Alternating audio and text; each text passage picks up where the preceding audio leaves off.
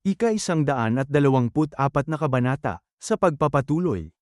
Makikita ang opisina ni Gal Zariang. Ilang sandali pa, lumabas sila mula sa opisina ni Gal Zariang kasama ang ating bida. Habang patuloy silang naglalakad, marahang nagsalita ang ating bida, na si Sima Chon, kaya ba talaga nating pagkatiwalaan ang taong yon? Sandaling hindi nagsalita si Gal Zariang, habang ang kanyang mga hakbang ay nananatiling mahinahon ngunit mabigat ang dating.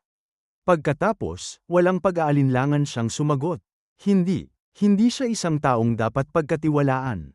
May halong pagtataka at gulat na napatingin ang ating bida kay Gal Zariang, sa mahinang tinig na puno ng pag-aalinlangan, napatanong siya, kung ganoon, bakit? Seryoso ang tingin ni Gal Zariang, habang bahagyang humigpit ang kanyang ekspresyon na tila pinipigilan ang mas malalim pang paliwanag. Sa mabigat ngunit kontroladong tinig, sumagot siya, gayunpaman, gagampanan niya ng maayos ang kanyang tungkulin. Naiisip si Sima Chon na sinabi pa niya na mas nahuhumaling siya sa sarili niyang buhay kaysa sa kahit sino. Bahagyang napangiti ang ating bida habang patuloy na naglalakad, ngunit sa likod ng ngiting yun ay may malamig na pag-unawa sa sitwasyon. Sa kanyang isip ay tahimik niyang naisip, hindi siya mapagkakatiwalaan, pero magtatagumpay siya dahil desperado siyang mabuhay. Makikita si Gal Zariang na tahimik lamang na nakatingin sa unahan habang patuloy silang naglalakad.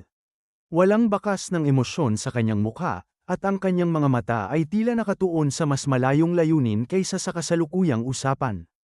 At unti-unting lumipat ang eksena sa malalim na gabi. Sa ilalim ng madilim na kalangitan, ang malamlam na liwanag ng gabi ay bumababa sa malawak na paligid, habang sa di kalayuan ay makikita ang mga pavilion na nakatayo ng tahimik. At pagkatapos, makikita ang bumubukas na pintuan. Napatingin naman dito si Mayanghua. At doon ay nakita niya si Sima Chon na lumabas sa pintuan. Agad na sinabi sa kanya ni Mayanghua, na humihingi ako ng paumanhin sa pagdadala sa iyo rito ng ganito. Agad na sumagot sa kanya si Sima Chon na ayos lang, naiintindihan ko. Muling sinabi sa kanya ni Mayanghua na nabalitaan kong nakakulong ka sa Bartolina. Paano ka nakalabas? Habang umuupo si Sima Chon tumugon siya na pinalaya ako ni Gal Zariang. Napalaki naman ng mata si Mayanghua at napasabi sa kanyang sarili na ginawa iyon ni Gal Zariang. Napangiti naman si Sima Chon na sinabi niya na bakit parang gulat na gulat ka? May iba pa bang may kapangyarihang palayain ako sa mga oras na ito? Umupo si Mayanghua habang muling nagsalita na totoo naman yon. Pero, bigla namang nagsalita si Sima Chon na ano paman. Bakit mo hiniling na magkita tayo ng patago?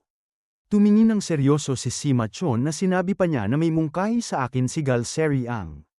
Hiniling niya na iayos ko ang isang pagkikita kasama ka. Nagulat naman si Mayanghua sa narinig na napasabi na kasama ko. Napangisi si Sima Chon at sinabi niya na oo. Sinabi niyang sinusubukan siyang patayin ni Ma Raiong-in, kaya mukhang gusto niya ang tulong mo.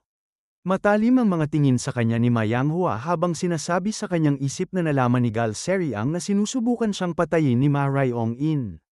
Pero hindi niya alam na sinusubukan ko rin siyang patayin. Napangisi ito at sinabi pa sa kanyang isip na ito na ang pagkakataon ko. Kung lalaruin ko ito ng tama, mapapatay ko siya ng madali. Nagkunwaring tumawa ito na sinabi niya pero wala naman akong dahilan para makipagkita sa kanya, di ba? Lalo na't naging masama ang relasyon ko kay Raiong-in. Napangisi din sa kanya si Sima Chon na sinabi na gaano kalaki ang tiwala mo kay Raiong-in. Napakagat ng labi si Mayanghua na may naiinis na tingin na sinabi pa niya sa isip na halos hindi ko siya pinagkakatiwalaan. Nakipagtulungan lang ako sa kanya para mabuhay.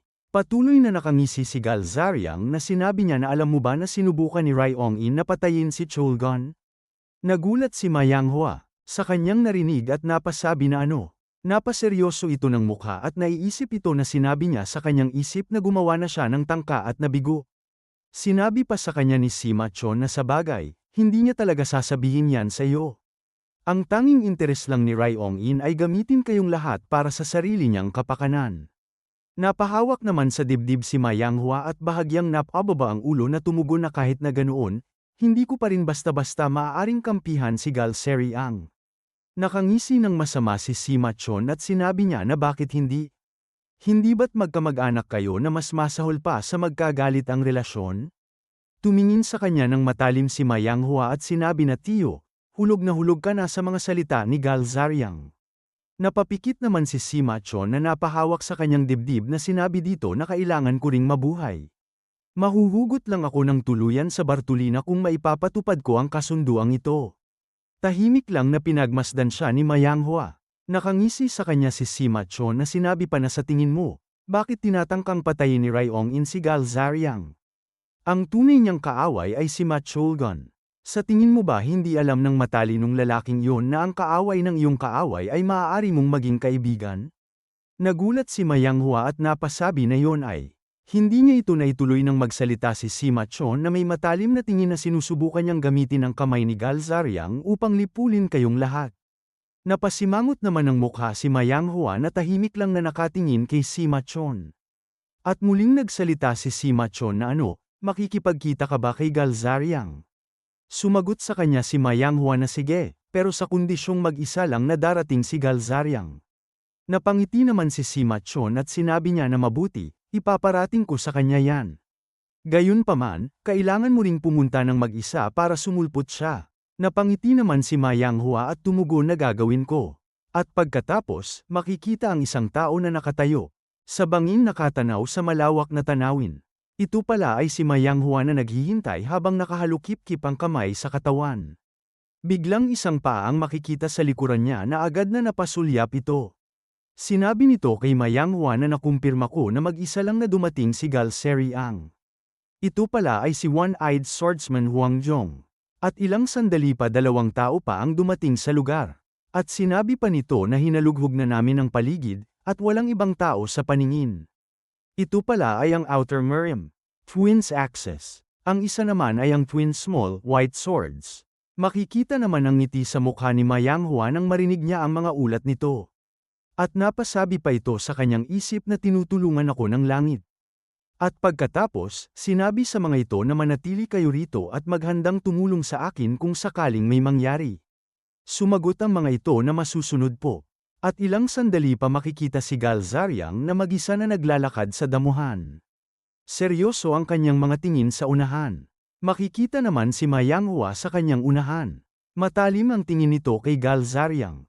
At nakangising sinabi nito sa kanya na sinong mag-aakala na makikilala ko ang sikat na Supreme Advisor ng Mirim Alliance sa ganitong lugar. Napangiti naman si Galzariang at tumugon na salamat sa pagdating. Muling sinabi sa kanya ni Mayanghua na bakit mo ninais na makipagkita sa akin. Sumagot sa kanya si Galzariang na gusto kong makipagtulungan sa iyo upang lipulin si Ma Rayong In. Muling sinabi sa kanya ni Mayanghua na posible ba talaga ang bagay na yan? Tumugon si Galzariang at sinabi niya na naniniwala akong posibleng-posible yan. Basta't hindi natin tratraidorin ang isa't isa, syempre. Napangisi si Mayanghua at sinabi sa kanyang isip na napakahanggal. Sinong mag-aakala na maniniwala ako sa kahit isang salita mula sa iyo o kay Sima Chon? Nagulat naman si Mayanghua nang may marinig na nagsasalita na ano ang ibig sabihin nito. Dumating pala ang grupo ni Ma Gangtae na nagmula sa langit. Isang malakas na pagbagsak ang yumanig sa lupa nang bumagsak si Ma Gangtae, dahilan upang kumalat ang alikabok at usok sa buong lugar. Nagulat si Mayanghua nang makita ang malakas na pagbagsak ni Ma Gangtae, at bahagyang nanigas ang kanyang katawan sa kanyang kinatatayuan. Sa loob ng kanyang isipan, paulit-ulit niyang nasabi na Ma Gangtae. Makikita ang grupo ni Ma Gangtae na sinabi pa sa isip ni Mayanghua na pati ang Mysterious Spearman at ang 10 Heartless Warriors ay kasama niya. Bigla naman na may dumating din sa likuran ni Mayanghua, at sinabi sa kanya ni One-Eyed Swordsman Huang Zhong na mananatili ako sa tabi mo para masiguro lang. At makikita ang matalim na tingin nito sa gilid. Kung nasaan si Galzariang na tahimik lang na nakatingin sa kanya. Nangangalit ang mga ngipin ni Ma Gangtae. Nagulat naman si Mayanghua nang makita yon. At nagagalit na tumingin ito na sinabi pa na mas mabuti pang ipaliwanag mo kung ano ang paksyet na nangyayaring ito. Nanginginig ang mga tingin ni Mayanghua na sumagot na ito ay hindi lamang pagkakaintindihan. Muling sumagot sa kanya si Ma Gangtae at sinabi na hindi pagkakaintindihan. Sa ganitong sitwasyon, napalaki ng mata si Mayanghua at sinabi pa na lumabas lang ako dahil hiniling ng taong ito na makipagkita sa akin. Nakatingin ng masama si Ma Gangtae at sinabi na at hindi mo man lang nagawang sabihin sa akin. Biglang nagbago ang ekspresyon ng mukha si Mayanghua at sinabi na totoo lang. Na napasabi pa sa kanyang isip na sinusubukan ko lang na solohin ang lahat ng parangal sa pagpatay kay Galzariang ng mag-isa. Bigla naman na nagsalita si Galzariang na sinabi niya na ituturing ko na lang na naintindihan mo ang aking mga intensyon at aalis na ako. Magkita na lang tayo sa labas mamaya. Nagulat naman ang dalawa na napasabi na ano. Sinabi sa kanya ni Magang Tae na sinong nagsabing pwede kang umalis. Tahimik lang naman na nakatayo si Galzariang na may unti-unting lumalabas sa usok sa katawan niya. At isang sandali lamang ay kumapal ang paglabas ng usok na tumatabon sa katawan ni Galzariang. May pagtataka naman sa mukha ng dalawa nang makita siyang nawawala sa makapal na usok. At mula sa malayo makikita ang ating bida na nakatingin lamang sa mga ito.